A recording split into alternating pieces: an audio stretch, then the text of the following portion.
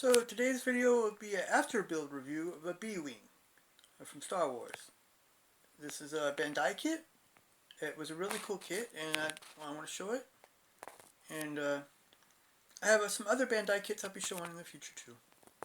Thanks for watching. Please like and subscribe and ring that bell when you want to watch, when you want to know when I post more videos. And thanks for watching. So here's the instructions from the B Wing from Bandai. I like Star Wars and Star Trek. Star Trek is a good example of what humanity could become if they really tried, I think. And Star Wars is just a good fantasy. Now this has a really good instruction sheet. And the parts have good detail to them. It's a simple to build. You can do a simple snap together build, or you can glue it together. It has water slide decals as well as stickers. And the parts are molded in color, so you don't have to paint it, even though I did paint a lot, because, I just do that. You can't really weather the bare plastic so well. So if you want to weather it, to put a coat of paint on it first, helps.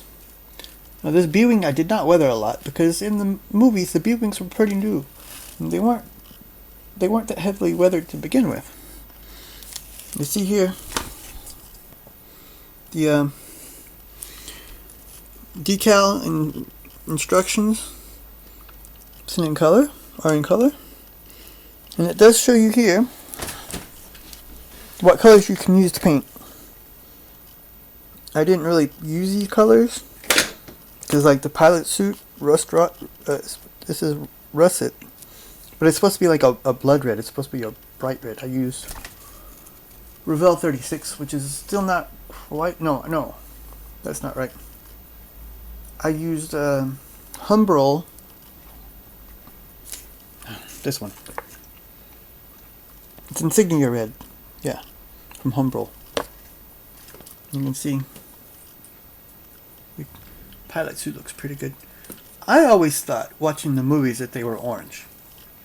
But that was just the lighting from the sets and stuff.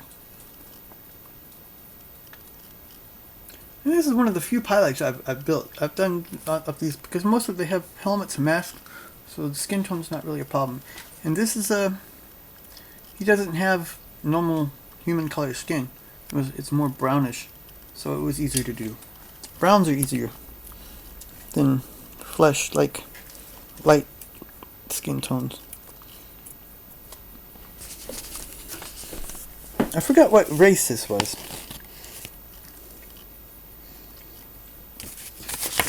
Well, let's take a look here.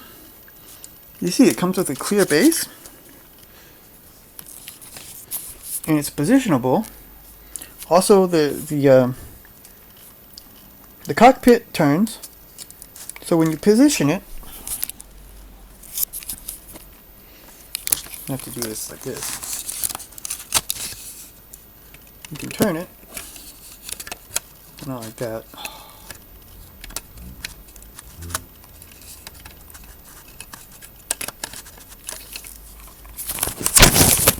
Wait a second. That wasn't supposed to come off. It has a battery pack in it. You can take this off, and then the exhaust lights up. You have to buy that separately. It cost, I think it was €8 with a little shipping. And the battery's getting a little weak. But that's pretty cool. That's why you don't glue this part in. Unless you don't want the lights. Then you can glue it in. But what I wanted to show you, you can turn it on its side. And turn it on its side. Collapse the wings. They're movable, as well as the turret can rotate. And this is the flight mode, not the attack mode.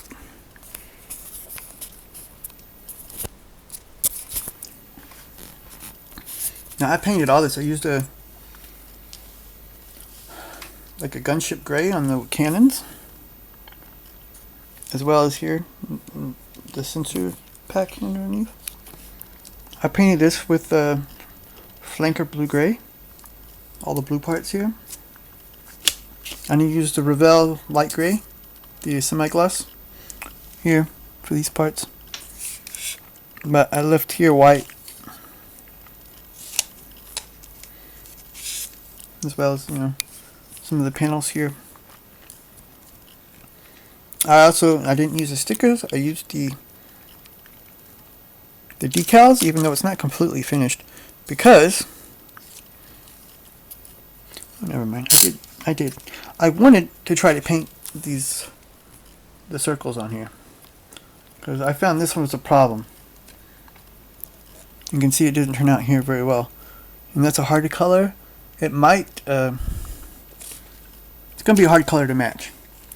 I might try to put a little of this ochre from Revell on there. I think it'll be pretty close to get into. You can't really see it on the video, but where the two parts meet there, there's some gray, because they didn't fit all that well. That decal. The rest were okay. It was just that one, because it went around this bends on this part. The turret does turn a full 360, so you can turn it the other way. You can turn it like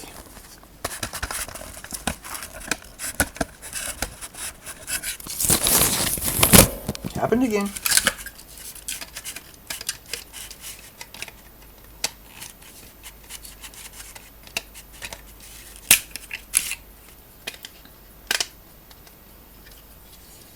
You turn the light off before the battery runs down.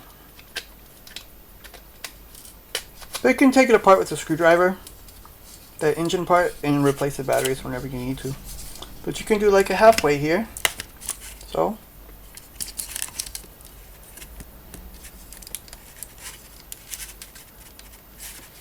position it so you can put it different ways. I think the B Wing is one of the coolest fighters on Star Wars. I mean, the X-Wing is, of course, cool, but I already have. I'm not going to get a Bandai X-Wing because I already have the AMT ERTL X-Wing. Plus, I have another X-Wing I will be showing in a later video. That's really something special. But these Bandai models are really good. They're simple to build. Kids can build them. Adults can build them. They look great. There's a lot of detail, and I would recommend anybody that's a Star Wars fan should get one, because anybody could build them from 10 to whatever. Okay, that's what I'll be showing off my Y Wing at a later date. It looks good too, but I did a lot more work to it. And thanks for watching. Until next time.